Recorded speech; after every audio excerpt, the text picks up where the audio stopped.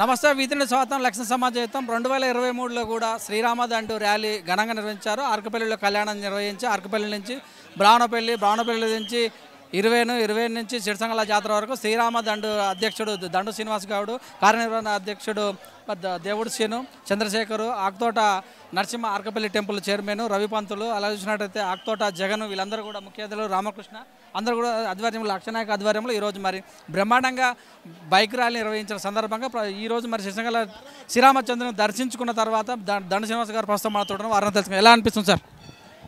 12 సంవత్సరాల నుంచి శ్రీరామ దండు పేరు మీద ఈ ప్రాంతం యొక్క హిందువులనంతా ఏకం చేయాలనే ముఖ్య ఉద్దేశంతో ఈ యొక్క ర్యాలీని తీయడం జరుగుతుంది. ఈ సంవత్సరం కూడా శ్రీరామ దండు ర్యాలీ ఆర్కపల్లి నుంచి స్టార్ట్ అయ్యి బ్రాహ్మణపల్లి మీదంగా 20కి వెళ్ళి సిరిసంగంలో చేరుకుంది.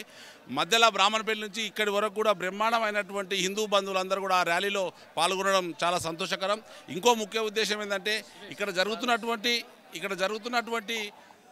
500 సంవత్సరాల చరిత్ర గలటువంటి దేవాలయాన్ని ఈ తెలంగాణ గవర్నమెంట్ ఏదైతే యాదాద్రి జిల్లా లక్ష్మీ నరసింహస్వామి దేవస్థానాన్ని ఏ విధంగా అభివృద్ధి చేసిందో ఈ దేవాలయాన్ని కూడా నిధులు కేటాయించి పెద్ద ఎత్తున అభివృద్ధి చేయాలని మా యొక్క కోరిక. అదేవిధంగా తెలంగాణ గవర్నమెంట్ కూడా మేము అభినందనిస్తున్నాం. ఎందుకంటే యాదాద్రి జిల్లా లక్ష్మీ నరసింహస్వామి దేవాలయాన్ని బ్రహ్మాండంగా వాళ్ళు అభివృద్ధి చేశారు. అదేవిధంగా మా దగ్గర కూడా ఉన్నటువంటి పురాతనమైనటువంటి శివ రామాలయాన్ని అభివృద్ధి చేయాలి. ఒకవేళ అభివృద్ధి చేసినట్టయితే ఈ చుట్టుపక్కల ఉన్నటువంటి గ్రామాలన్నీ కూడా అభివృద్ధికి నోచుకుంటాయి.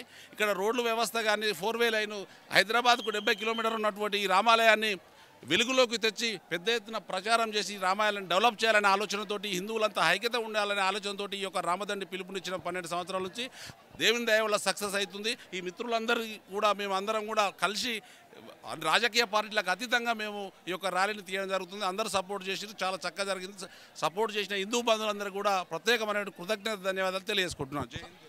సౌకర్యాలు ఎలా అనిపిస్తున్నాయి ఈరోజు కళ్యాణ విషయంలో కావచ్చు, మరి బస్సులు కావచ్చు, వాటర్ సప్లై ఎలా ఉంది? పర్వాలేదు, వాళ్ళు చేసిన సప్లై పర్వాలేదు. ఎందుకంటే గవర్నమెంటు కేటాయించినటువంటి నిధులు ఉంటే వాళ్ళు దేవాలయానికి సంబంధించిన చైర్మన్ కానీ వాళ్ళు కానీ చేస్తారు. ఇప్పటికి కూడా పర్వాలేదు.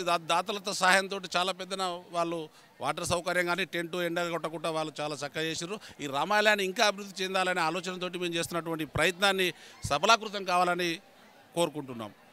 ఏమనుకుంటారు అసలు ఏ మేరకు డెవలప్మెంట్ కావాలనుకుంటారు? బస్సుల పరిస్థితి ఏంది? దినం ఇక్కడ మరి పూజలు జరగాలనుకుంటారు? ఒకవేళ ఈ యొక్క పురాతనమైనటువంటి దేవాలయాన్ని అభివృద్ధి చెందితే రస్తా వచ్చపోక ఎక్కువ అవుతుంది. ఇక్కడ రియల్ ఎస్టేట్ వ్యాపారం జరుగుతుంది. ఈ ప్రాంతం డెవలప్ అవుతుంది.